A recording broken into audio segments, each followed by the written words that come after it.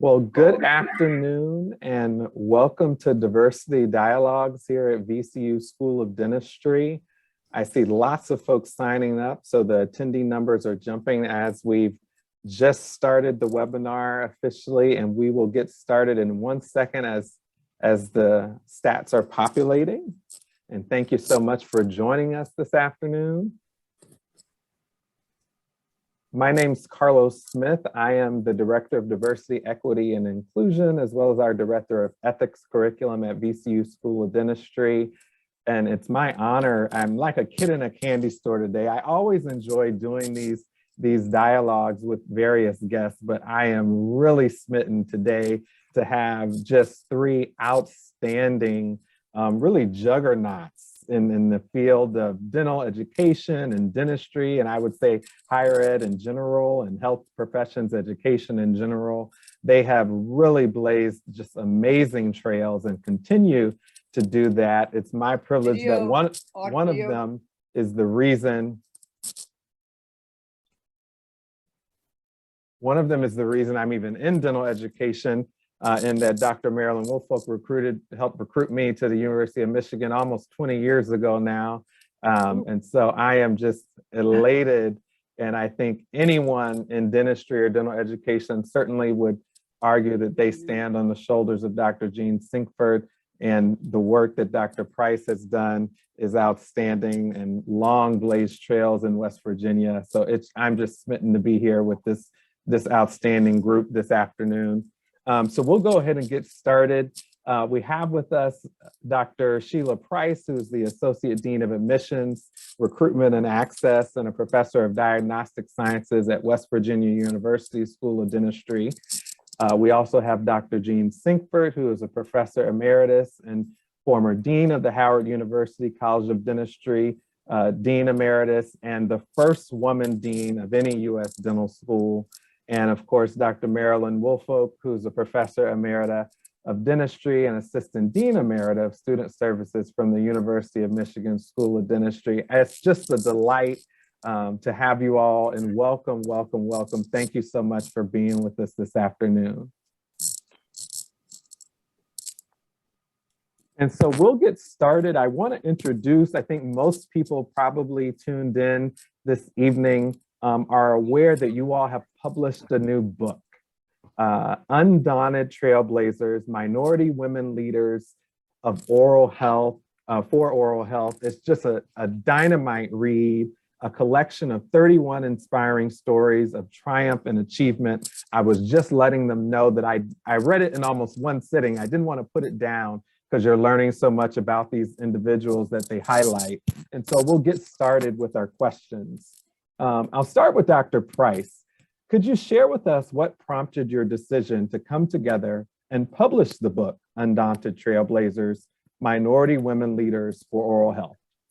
Absolutely. I'd love to take us off the launch pad. But before doing so, I would love to, again, on behalf of all three of us, thank you for your leadership in organizing this special event.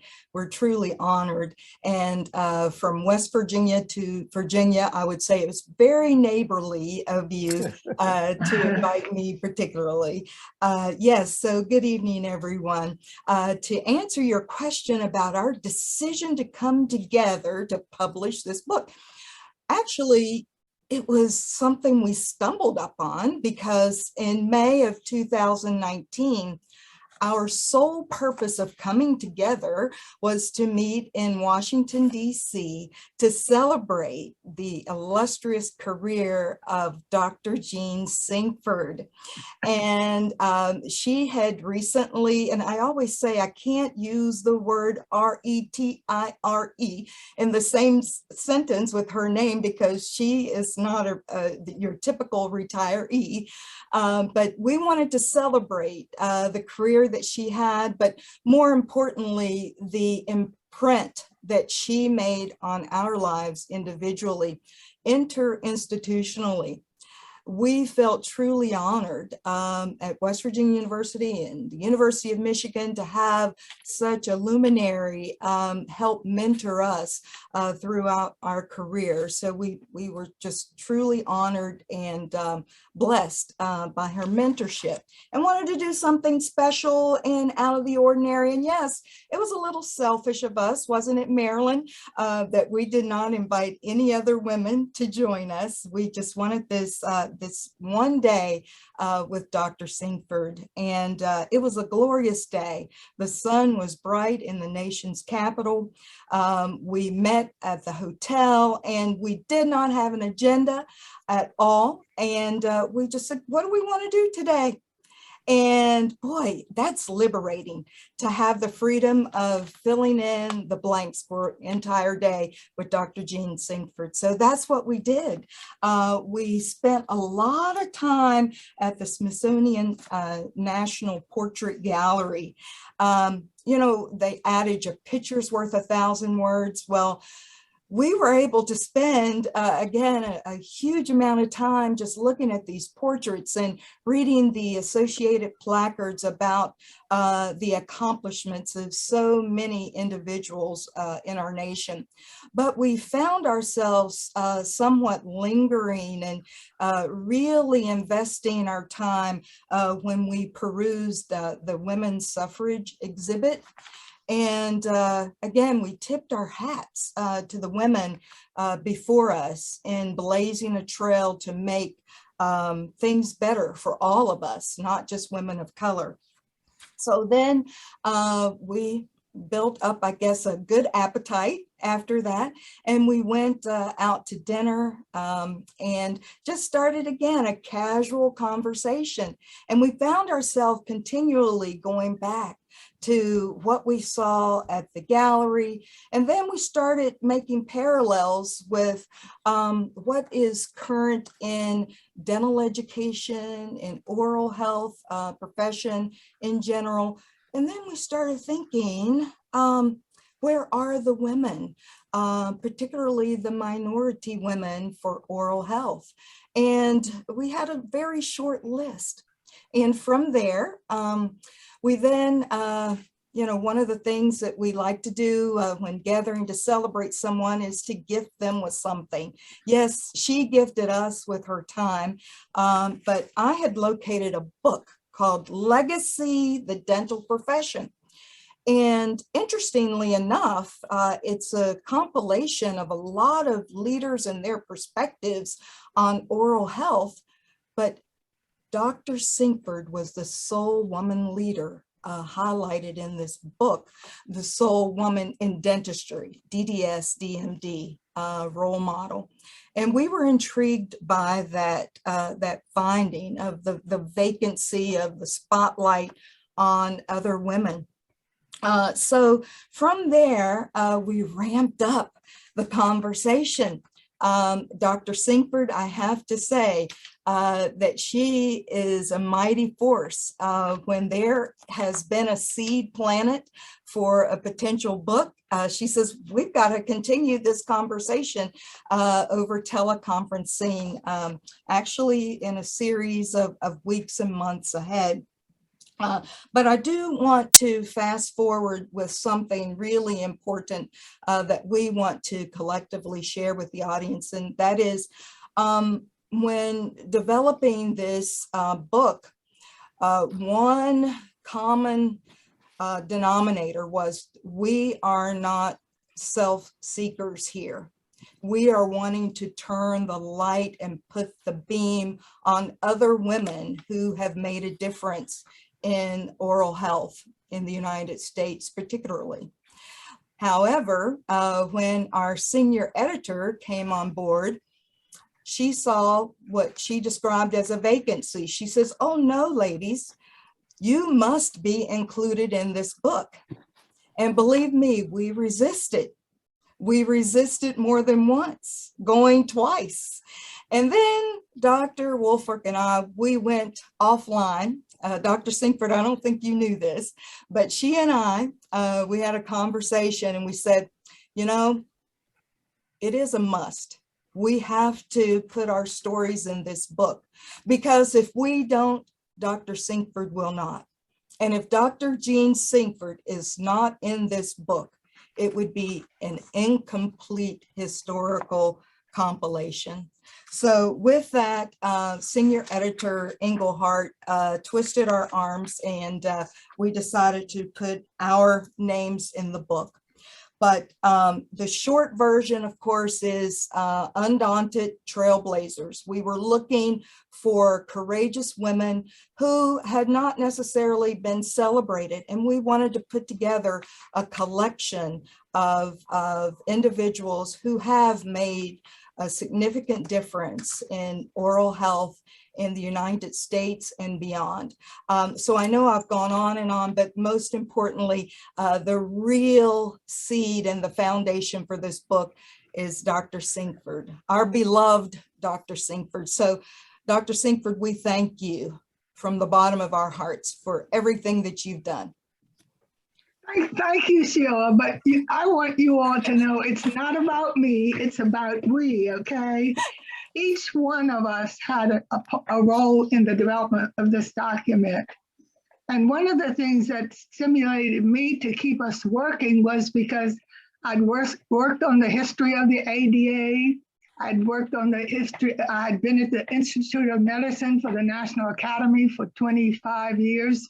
No organization had recognized minority women. And it wasn't just Black women, it was us as if we hadn't existed. And so I had 3 generations, look at us, we're 3 generations of leadership in dentistry. And each of us had stories, but they were very different because our institutions were different. And we had opportunities that were emerging now that would allow us to make pathways for women that were going to follow us. So it was too good a time to just say, we're going to do a book, but neither one of us had written a book about aggrandizement, I call it, because it's not about us. It's about the pathways that we've had to struggle to go through to get where we are. And we were amazed with the 31 names that are in this book. Each one of them could write their own story. Each one of them, they were limited to the time span that we decided we were going to do the book in 2 years. Okay, so it took us 2 years to compile data, but it also took us time to decide that book was going to have a focus. It was not going to be a coffee table book. It was a book with a serious legacy to the American Dental Education Association, which had no such book. ADEA had no such research nor report as it related. Even though we had started developing programs for women, we had not highlighted those opportunities that were emerging related to the increased number of women in the profession. At the time I became a dentist, it was 2%. And they ignored me. Many times they thought I was a secretary or, with the dean, but not the dean, okay? So these are the kinds of things that we went through in order to be at the table for decisions that were going to be made related to minorities and women, because none of the women in this book looks at herself as a sole spokesperson for minorities. We see ourselves as a new culture that's emerging across health sciences and across the world. So thank you for having us. Yes, of course. No, thank you all for putting this together and these beautiful lives that you've done and allowed to really just shine so brightly. I want to move to my next question that I'll start again with Dr. Price, and hopefully each of you can contribute to. What do you conceive as the book's historical significance in terms of academic dentistry and the oral health profession? I guess I would start out with a blanket statement to say that it's not a cookie cutter how-to model, because we know that everyone has an individual pathway. It's really intended to inspire a can-do spirit particularly for those who are aspiring to leadership in the future.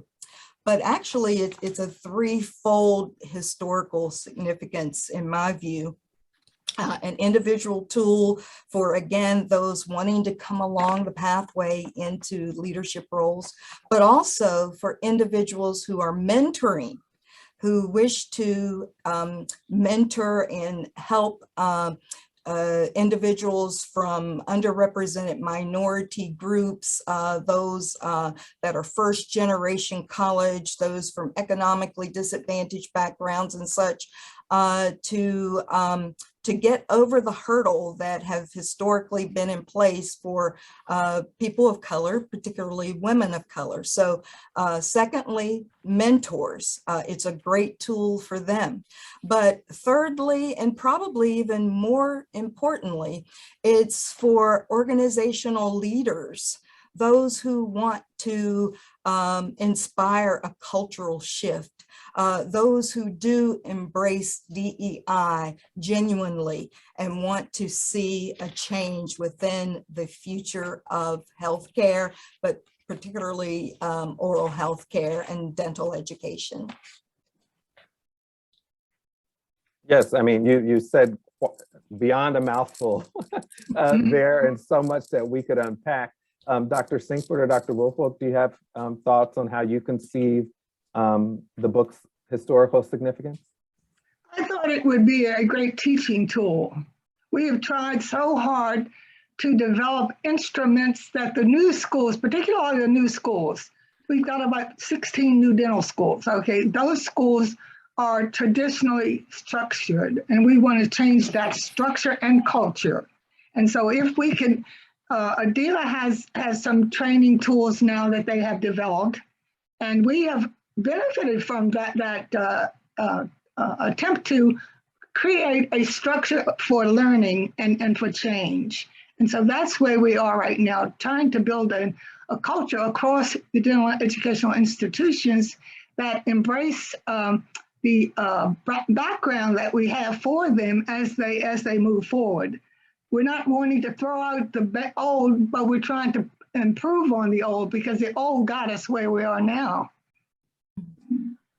I just want to comment. My internet is fading in and out, and I don't know why. I apologize. So, are you hearing me? Yes. Yes. Okay. All right. So, I just wanted to add that the book essentially, I think, prepares. Lets us see a little window of how minority women prepare for success, and also how they thrive amid two persistent factors, being women and being women of color. So I think I would add that to what my colleagues have said. Mm-hmm. Thank you for that. I think that's so rich to draw out that intersectionality, right? That you have these dual identities that are always both ever present. And so there's excellence and greatness with that, but there's barriers that are always ever present with those identities that you don't take off or put on and those sorts of things. So that's really rich and a lot for us to unpack and take away or leave with. I'll start with Dr. Sinkford. How would you respond to potential critics who might suggest that the book is only for women of color in dental education and not women overall, or not for men? That's a great question, because we had to wrestle with that among ourselves, because we didn't want the first book to be about women when men had struggled so long without a spokesperson for them, okay? So we said that the challenge that we have are challenges that minority leaders have. And it's not just gender related, but gender is an additional component. But we have the same struggles that we have in our institutions for being the only, the ones that are the spokesperson, the persons that call over scheduled because you got to be on every committee. I mean, these are the kinds of things that that we face as minorities, and it's not just I couldn't be a woman dean. I was a dean, okay? And I resented the fact that many times they wanted to pigeonhole me as a woman dean. I was the dean. I was doing all the things that the other deans did in this country. And I was being evaluated in a different way because I had gender. I had to come over the fact that I was a gender and I was young. So, I mean, all of these things, and our male colleagues have supported us. They are really happy to see that we have tried to make it's not just about women, but it's about achievement, and it's about being able to find a way when there was no way. And so that's why we're pleased. And if you said you read the whole book now, did you read Paul Gates's comment at the end of the book? Okay, that was not an accident, okay? Paul Gates has mentored all three of us. And we didn't know it until we got together to start talking about it.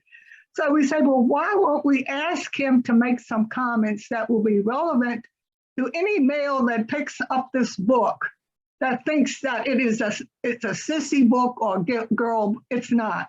It's about generational change, and it's about the roles that we play in that change.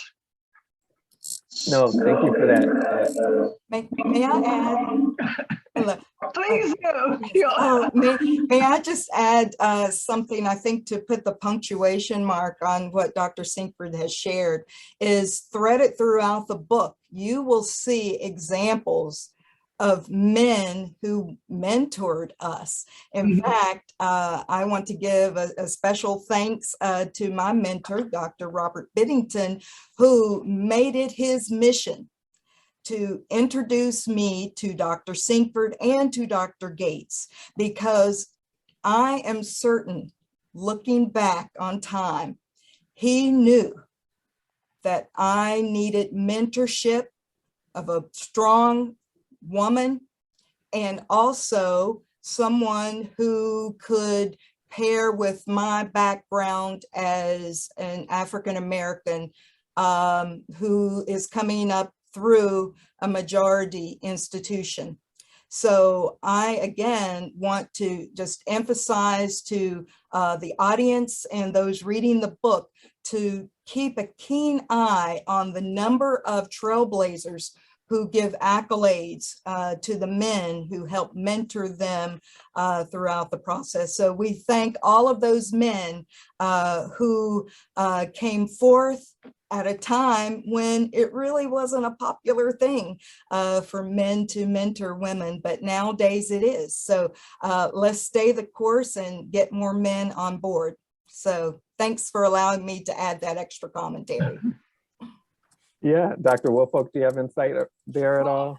I would just say it is so important for us to have allies, be they men or women, and those that recognize our potential when we don't even see it, Right. are the ones that are typically our best sources of inspiration.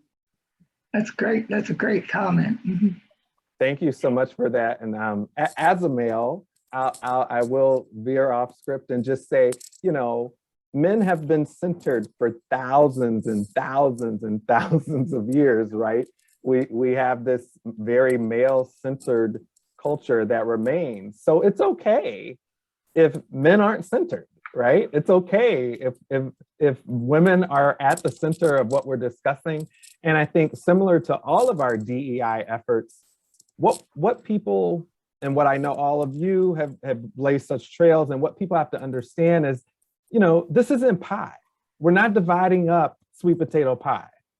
We're all holding a candle and a light that is making a dark room brighter and brighter and brighter by each of us and each of you that has contributed. And so I think often when folks think about either gender issues or racialized issues or DEI issues, it's like we're fighting over this slice of pie, and it's really not pie. There's more than enough to go around. We don't have to worry about our little portion. We want to illumine the room, right? And make the room brighter and have ultimately greater oral health outcomes, you know, for our citizenry and the country. So I just wanted to say that it's okay if the That's men right. aren't at the center of the conversation. It's all right. No, Um, I can't let that go because you are at the center of the conversation, whether it's outspoken or not, because the things that we do benefit male, female, and what have you. So instead of focusing on the differences, we focus on the similarities and the needs of both of all of us, so that the outcomes benefit us no matter who is the spokesperson. It's the responsibility of leadership that we're talking about, and being able to see each other's roles in that development. I love it. Thank you. Thank you. I'll direct this to Dr. Woolfolk. What are the primary takeaways, and we've touched on this a little bit, but what are the primary takeaways or lessons you want readers to glean from reading the book?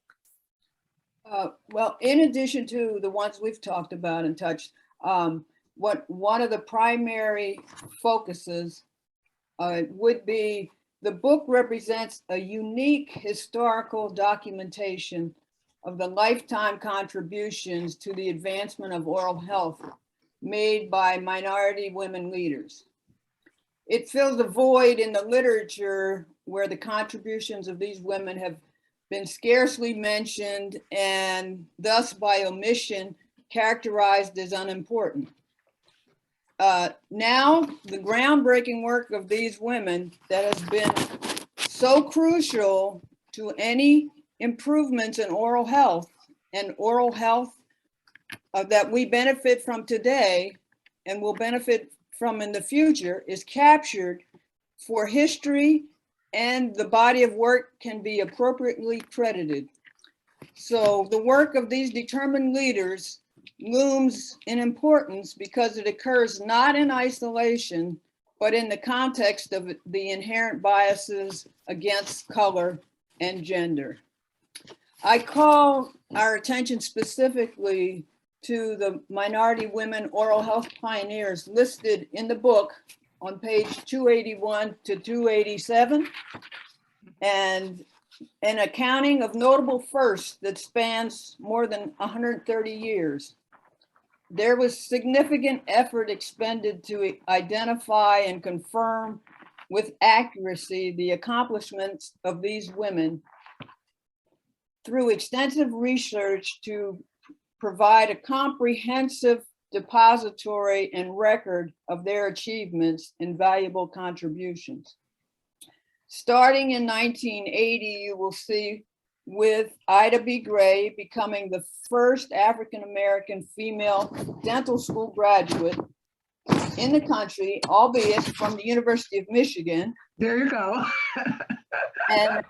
and spanning through 2020, as Rena D'Souza became the first minority woman appointed director of the NIH, National Institute of Health of Dental and Craniofacial Research. These pioneers have exhibited a wide range of flexibility and versatility in their career paths and have made a difference through their achievement, advocacy, education, service, and research.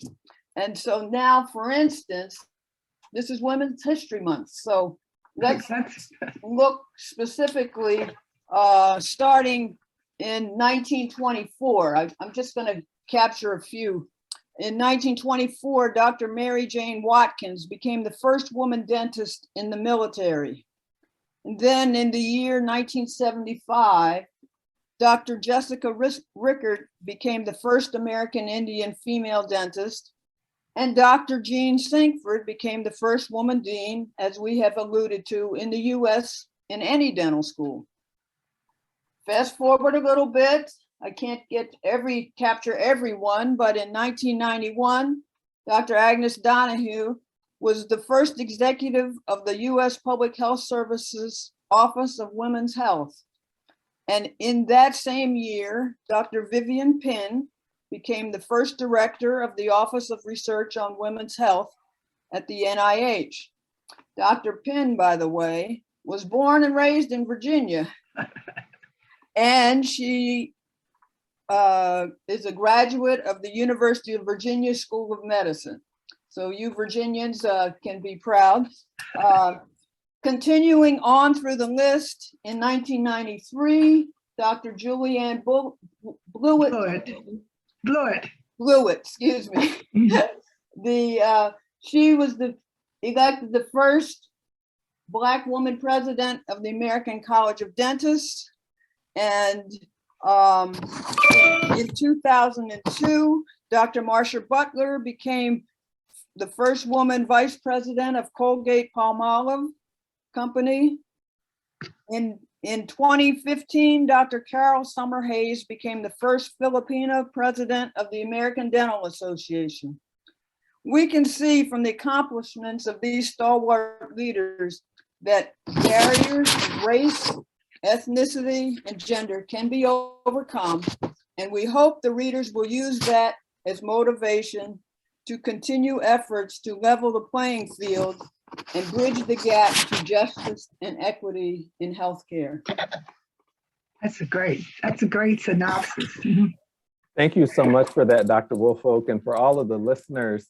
You can see such a thread of diversity in that list, not just in race and ethnicity, but their scope of practice, their fields, the integration of oral health into primary health and overall health care, Dr. Sinkford's selection to the Institute of Medicine, all of these wide-ranging endeavors and accolades. I mean, it's just magnificent to think of that. I know interprofessionalism is this term that we've, still a hot button term in the last decade or so, but I mean, women, in particular minority women in oral health, were piloting that, decades and decades and decades ago.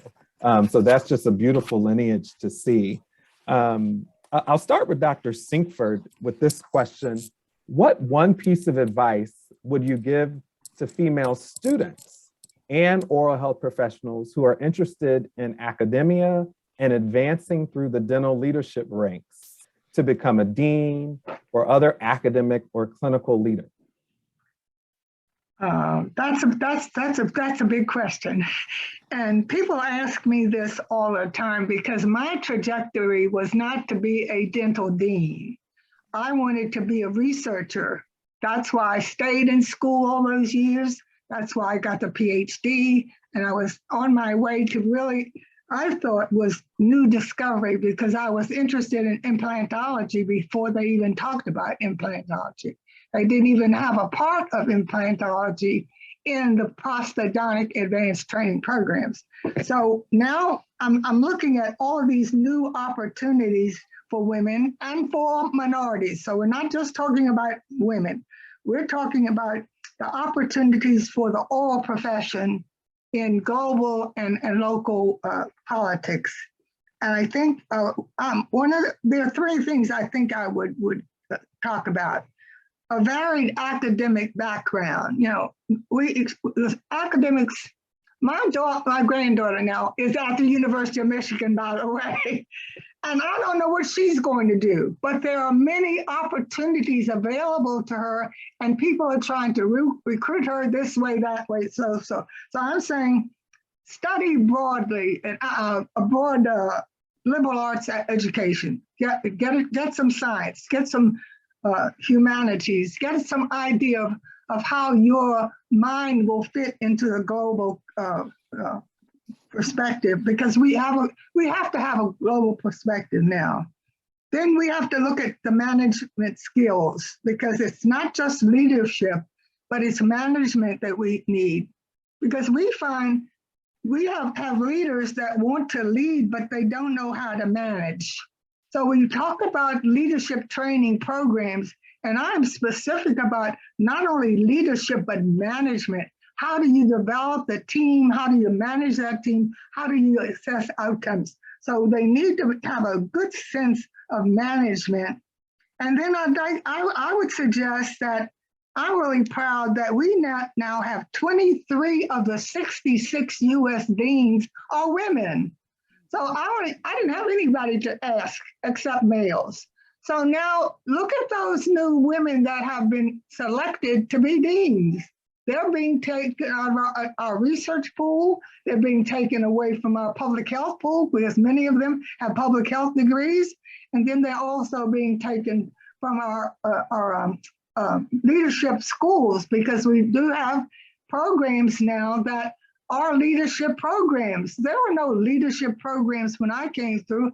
I had to go to the corporate books. I mean, they had begun, particularly Colgate and P&G, they had programs where they were looking for minorities and they were giving them training opportunities. So I had to use some of that information to, as it related to academic achievement, and also how it related to the criteria that we had established for academic advancement. So early in our programs for women, we did develop an Eden Nato program, which we've had 20 years going. Those individuals leave their institutions, they come to the college, to the university, to the Dental Education Association in Washington, D.C., and they have mentors at that time. They get an opportunity to do leadership skills. They get a chance to lobby on the Hill, and they go to NIH to see what's going on in research.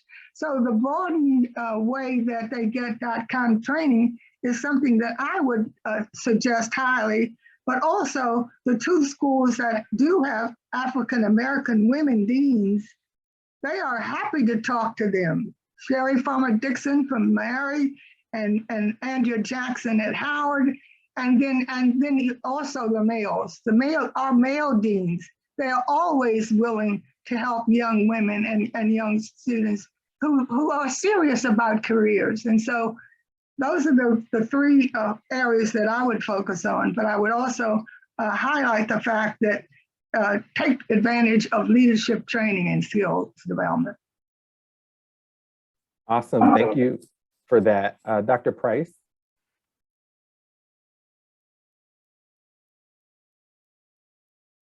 I'm so sorry, I was muted there for a moment.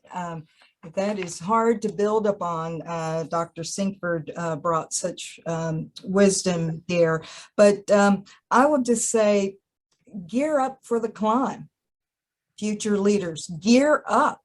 And that means that you have to have lots of skill sets and tools in your toolkit. And one of the things that my mentor told me initially, you've got to develop that network.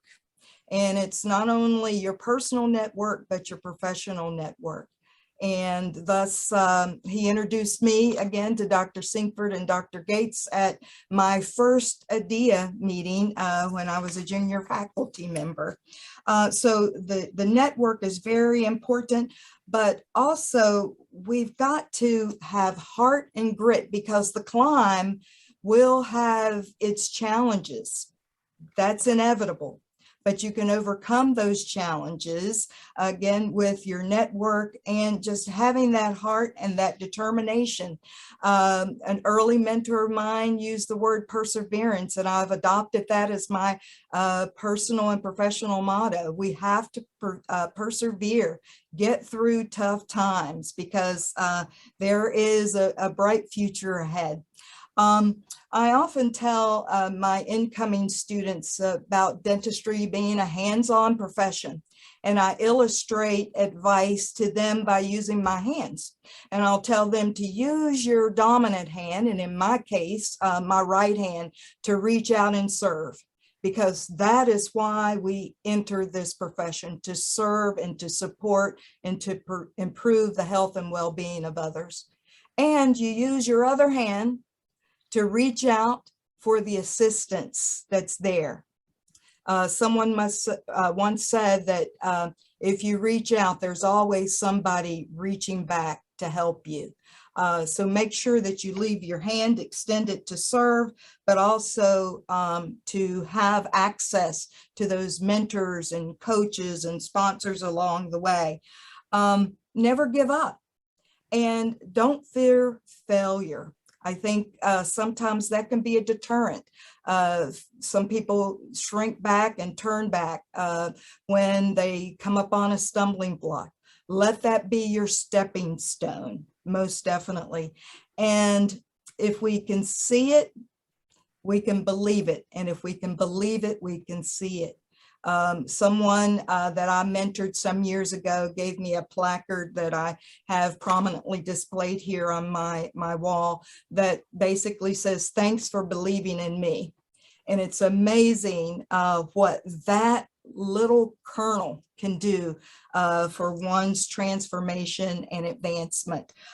So lastly, I would say, again, as I've shared with our students here, is to live your dreams as you're working toward them. And what I mean by that, don't just keep that far focus on the end point. Enjoy the journey every day, lap up, consume all of the goodness in that day, all of the advice and mentoring and feedback. Some people may, again, fear feedback, but that's the only way that you can become better, is to not only have feedback, but to have candid, genuine feedback. So again, gear up, future leaders. You've got this. Thank you for that. Dr. Woolfolk, would you add anything to that? No, at all? I just did. They're covering a lot of territory, but I would just add just a couple of things that resonate with me, and that is you have to champion your own strengths and contributions and fend off your detractors or those who attempt to set boundaries for you. Therefore, you have to advocate for your own talent and seize opportunities when they are presented. I think that's key. Sometimes you say, "Oh, I'm too busy. I can't do it. I can't fit it in. And, you know, how I'm not prepared." But you have to seize opportunities because people ask you to do things because they recognize talent. And the other thing is, while seeking wise counsel and perspective along the way, use your preparation and instincts and know that your aspirations and accomplishments are boundless. And finally, accept that there will be some missteps. Missteps happen, but let those serve as motivation and not barriers to future success. Wow, I mean, that is so rich. I mean, there's a lot I want to say, but I think that is such a punctuation mark that you added, Dr. Woolfolk, about being able to, you know, champion your own strengths. So that's very helpful, I think, to us all, regardless of how we identify, but in this journey as particularly as academics, but across the health professions landscape. I'll start with Dr. Sinkford again with this question. How can women use the strategies and knowledge in the book to better map their own careers in academic leadership? We thought about that type of question at the end of the book, because we said we had so much rich information in the book. How do we package this so that it could be used as a tool, but also that it could be used to reflect back on the sections of the book, right? So we came across commonalities across the 31 individuals in the book. And we came up with 7 things that we saw that emerged as we read the different stories and made it a background for future review of the book itself and for use of the book. So I'm going to read those. They're on page 294 in the book. And these are 7 commonalities that we saw. First of all, there was a scarcity of Black female professional role models. We're working on that. And as I said, we've got 23 women deans, and we didn't have when we started. These individuals in this book are contemporary. Remember, Marilyn's research went way back to the first woman, but the women in this book are living, breathing, and they're still climbing and still producing. Number two, the mentoring from the male colleagues that we got was important. Not as much as we probably should have had, because we didn't want to ask for help either. That's a barrier to some of us. It's kind of a minority barrier. You know, I'd rather make a mistake than let you know I don't know, okay? So that's something that I've learned in my training programs. We've got to get the mentoring where you can find it, and find different kinds of mentors for different issues. And then the ability to develop support systems, and we've already talked about, we had no programs at DIA, and we didn't have a ELAM. We did not have an executive leadership for women at Drexel, and at first they were not admitting dentists at all. And we had to get our foot in the door so that some of our women could be admitted to this elite program that was producing the women that were leading medical institutions throughout the country. And so they have access to that program now. And then next, pursuit of non-traditional career trajectories. As we looked at these corporate models that we had to look at, we were looking at individuals that were not only studying public health, but they were doing communications, they were doing law, they were different pathways that people wouldn't even think about if you're thinking about being a dental leader. But you do have to have those skills in order to move ahead, to be a part of strategic planning, to be a part of evaluations that are very important, and also interprofessional education, which has now become, the objective of all of the health professions. But the ability to minimize male dominance is very important, because we have allowed, in our inability to promote Black males, we have overlooked we have allowed ourselves to overlook the dominance of the profession by males, period. So I think that's an issue that we're going to have to continue to work with as we structure team-based delivery and care and team-based systems. And then a strong sense of reliability on divine support. And we struggled with this because some of our women talked about God. Some of them were afraid to talk about God. Some of them talked about spirit, but we know that all of us, in order to achieve, have some sense of inner strength, that it's not organic. It is something that is beyond our ability to many times explain. But we know it's there, and we know we need it, and we know that to achieve what we've been able to achieve for ourselves and for our communities, that spirit has to be there to sustain you over the years and over time. And then the last thing was the willingness to accept responsibility for being the first racial, ethnic, or gender diversity individual, because you're the only one, you're the good one or you're the bad one. You're the one by which others get a chance, or by which they get no chance, because it's so easy for somebody to say, well, look, we made an opportunity for, and look what happened. So it's the naysayers that we still have to deal with, and I deal with them every day. And some of the schools are fortunate with their leadership. If the leadership can see the naysayers early, they can be dealt with very strategically, but that's another story. But these 7 points, commonalities that we have identified are important to the roadmap and to the future. Mm-hmm. That is, again, so rich. Thank you so much, Dr. Sinkford, for summarizing those commonalities that are also in the book. We have just a few more minutes with us, and I think I can sneak in maybe one additional question that on its surface may seem sort of obvious, but I'd love for you all to kind of talk to me about what could be possible, right? So do you see dentistry and dental education as more inclusive than when you were a dental student? Who wants to go first? Well, I'll go first. I absolutely, it's more inclusive. Women are more than a critical mass in the oral health care workforce now.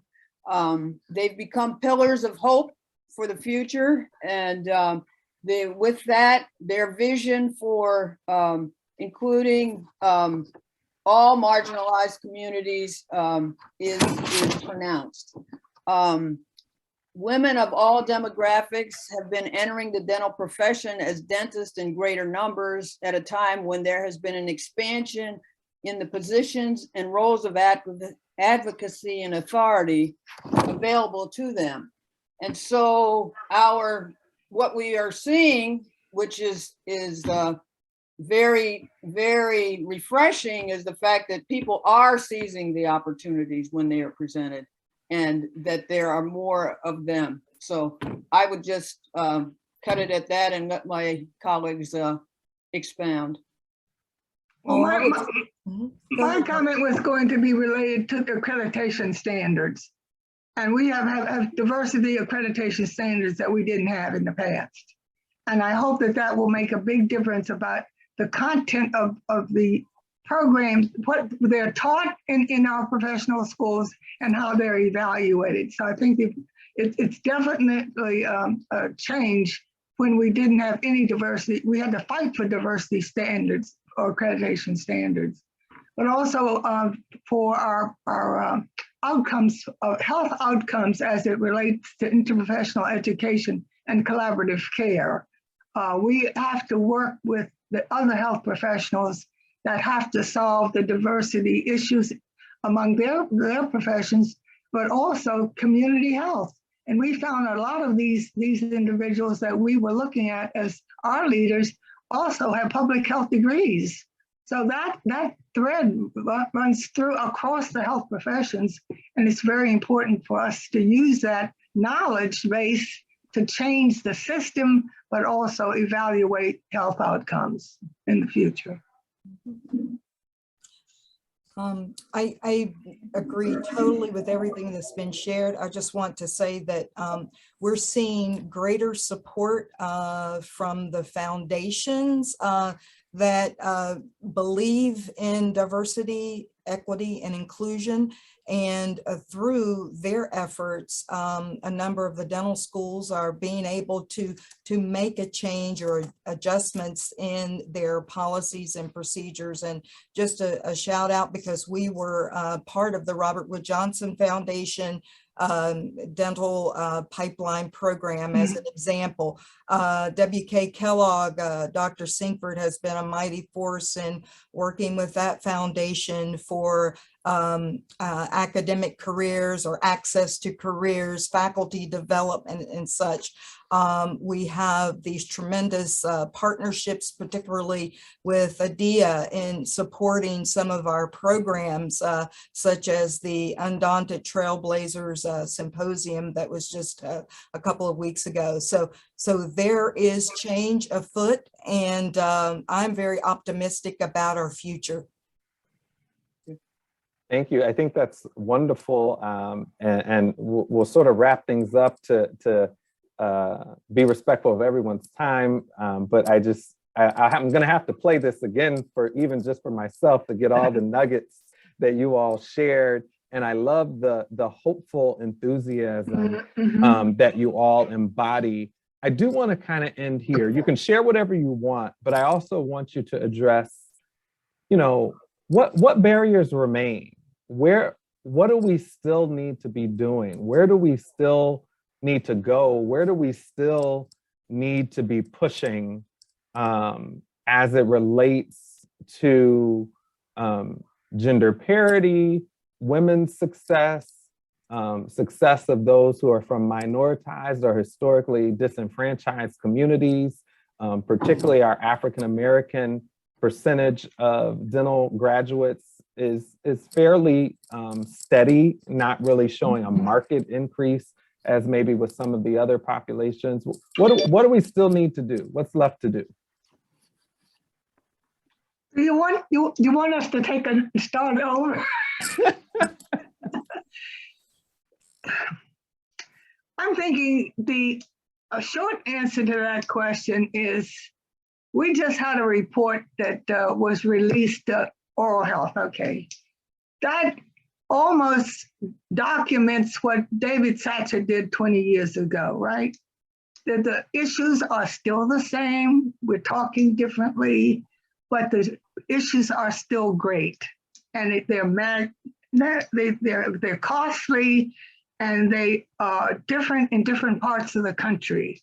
So there's no one size fits all, okay? So those kinds of recommendations or those kinds of observations have to be looked at, I think, regionally, because I think we are beginning to see regional differences in the way we look at academics and also community development. I think that, and also the other piece is the global piece. While we're looking at that piece, that new document, the World Health Organization has just come out with another document that talks about the strategies for global health. So that has to be fit into our curricula and also into our health strategies for the United States.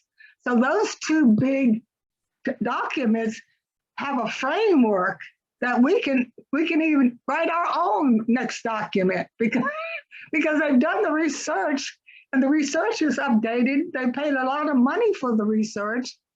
And not only that, but we have to take our time to assess what's already there and how we can build on and what we want to be. What do we want to be? How do we perceive dentistry in the future? And it's a hands-on, as Shelia says, it's been a hands-on, but a lot of mechanics are coming into there so that we can have robots in there. And I really am excited about potential for robotics. We're behind Germany and other countries as it relates to robotics and use in dentistry. So I think we've got some things that we've got some hope, and that's why I'm so excited about the hope, because we don't have to do it all ourselves. We just have to be smart enough to pull this together so that we march ahead with health development across the world and across this country. And I would just add real quickly that it's about marshaling our resources that are shrinking. And so if we can just marshal the resources in a way that expresses our commitment, that's what we could be doing differently. And I've seen how that can change things at the University of Michigan when the resources are invested and in other places. And I firmly believe that marshaling the resources and spending them and your time and energy in a way that people recognize the need to be on board, get on board, come on, get on board with this. Mm-hmm. And the only thing that I would add is the importance of culture, the culture of the organization. It can beacon you're welcome, you belong, or it can beacon that you need to go across the border somewhere else. Okay, so with that thought in mind, we all are starting to look more carefully at the humanistic cultural environment. How can we make sure that we have an environment that's embracing everyone? So I will end by quoting Maya Angelou. I just love her work. And she said, people will forget what you said, people will forget what you did, but they'll never forget how you made them feel. So the organizational culture has to be one where people feel that they are welcome, embraced, and also supported. Well said. Excellent. I mean, this is so dynamic and there's so much food for thought. There's so much to digest and unpack and chew on across many different threads throughout dental education, health professions education, the pathway to the profession, the pathway to academics. I really am like a kid in a candy store, and not sugar free, right? We're all dentists here, like get full on sugar. That's how I'm excited I am.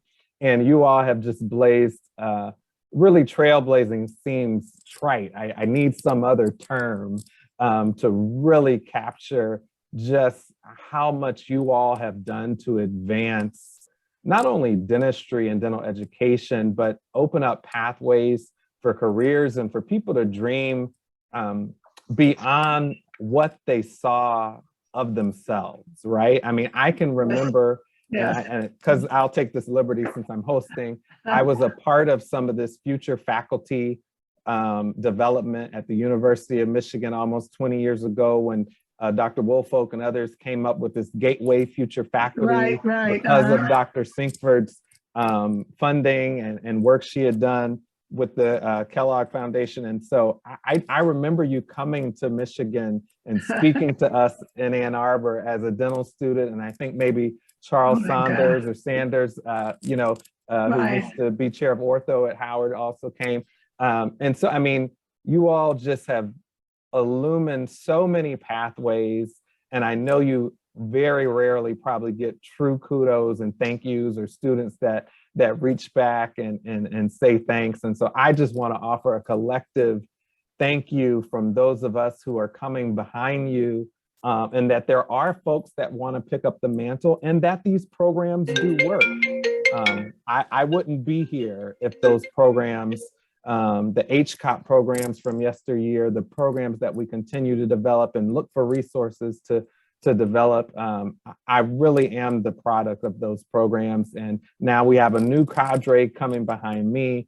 And so I'm just excited. It's such a privilege, it's such an honor to be able to thank you in this public space and lift up your book and lift up your work. Please, everyone, get this book. I'm excited. We have a female interim dean here who is a West Virginia grad, Dr. Clara Spatafor. When I spoke with her on Monday to remind her about this session, she said, well, have my assistant order a few more copies to give out to students and faculty. So I'm really excited that we're able to do that here at VCU. Thank you so much. This has been a great time. I think there was even a suggestion of how does this work? How does this conversation continue? And so we'll leave that up to folks in dental education and dentistry to pick up this mantle and keep going. Thank you so much for your time this evening. Dr. Price. Thank you for having us. Thank you very much. I just wanted to add that all the proceeds, Dr. Spatafor is investing, all proceeds from the purchase of this book go directly to women's leadership development. So those that are buying the book, you are investing in our future as well. So thank you very much. Thank you. Thank you all. Bye. It's such a privilege. Thank you so much. Good night, everyone. Good night. Good night. Goodbye. Good night.